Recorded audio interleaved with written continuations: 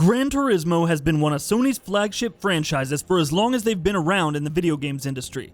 The original PlayStation launched all the way back in 1995, and just 2 years later, Sony launched the first Gran Turismo title on that console. In the years since then, every single one of Sony's home consoles has seen a launch of at least one Gran Turismo title. Hell, even the PSP got a Gran Turismo release.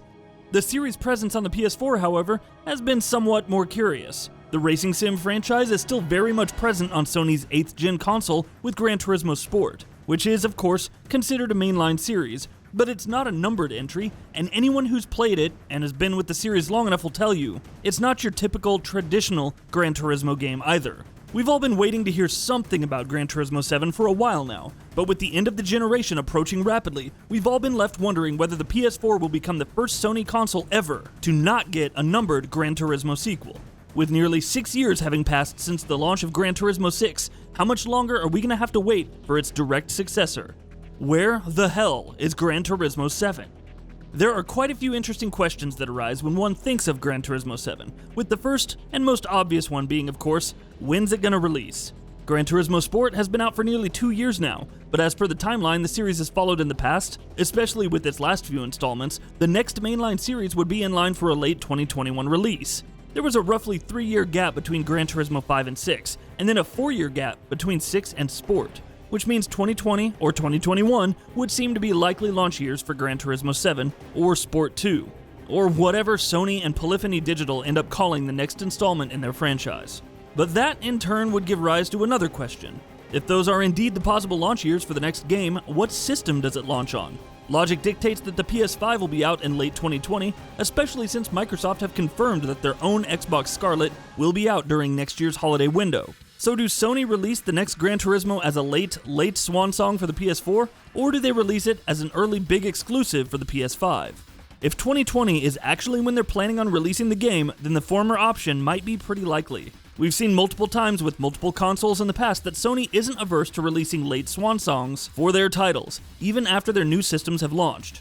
For instance, God of War 2 launched on the PS2 in 2007, roughly half a year after the launch of the PS3. Meanwhile, Sony also put out the likes of The Last of Us, Beyond Two Souls, and yes, Gran Turismo 6 all on the PS3 shortly after the PS4's release. Seeing Gran Turismo 7 coming out on the PS4 a few months before, or even after the PS5 launches then, doesn't seem like it's completely outside the realm of possibility. If Sony pushes back the game's release to late 2021 though, it's likely that they'll want the game to launch at the very least as a cross-gen title, if not as a fully fledged next-gen exclusive. But there's a second, much more intriguing question to think of about the next Gran Turismo title. Its launch is inevitable, after all, and what system it launches on is more than anything else just a matter of timing. The more interesting question is whenever it does launch, what sort of game are we in for? For the vast majority of its life, this is a series that's offered traditional release cycles, but with Gran Turismo Sport, Sony and Polyphony Digital decided to take the live service approach. The core mechanics of Sport are top-notch, as you'd expect from this series, but at launch there were many who criticized the game for not being feature-complete. Its roster of vehicles was smaller than many would have wanted, and the overall depth of content wasn't the best, while the game was also clearly designed with a focus on the esports scene and online functionality in mind. All of these are things that hadn't usually been associated with Gran Turismo in the past. But since launch, the developers have constantly pushed out new content to turn GT Sport into a very content-rich title. New vehicles, new tracks, and even new modes have been added in over the past year and a half, while even more new content is bound to be coming up in the near future. Just recently, in fact, it's also starting to look like the game will be getting the heavily requested rain weather effects very soon. So the question then is, when Gran Turismo 7 rolls around, what sort of launch cycle will Sony go for? Will they push out a fully featured game in the vein of more traditional Gran Turismo titles in the past? Or will they adopt a live service approach once again? The live service model has clearly worked very well for Gran Turismo Sport. As of March 2019, with roughly a year and a half on the market, the game has accrued a total of 7 million players already, a number that's only bound to go up in the coming months.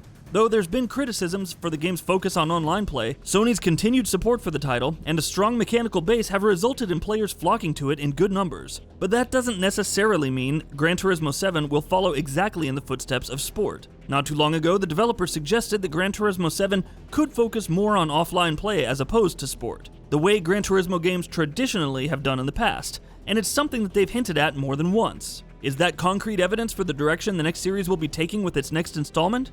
Well, no, not exactly, but at least we know that it's something the developers are seriously considering. That said, Katsumori Yamauchi also said last year, via GT Planet, that an online racing component will be a vital component in the next Gran Turismo title, which also means that it's likely it ends up being a numbered release rather than a sports sequel.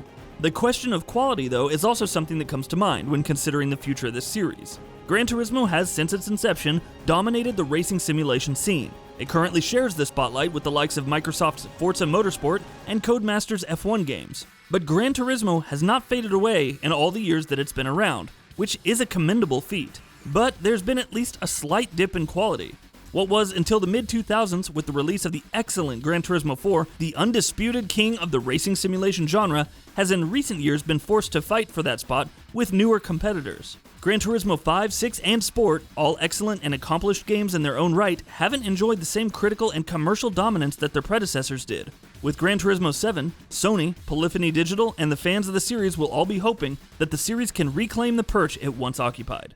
And ultimately, we circle back to one inescapable fact. Gran Turismo 7 is inevitable. What form it'll take when it launches, when it will launch, what system or systems it'll launch on, or whether it even will be a numbered sequel rather than an extension of Sport, well, these are all questions that are up in the air right now to varying degrees.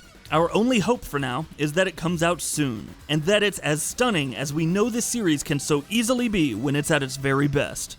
And that wraps it up. If you like what we're doing, please consider subscribing to our channel. We upload new videos daily. Also, don't forget to switch on the bell notification icon, that way you don't miss out on any of our videos.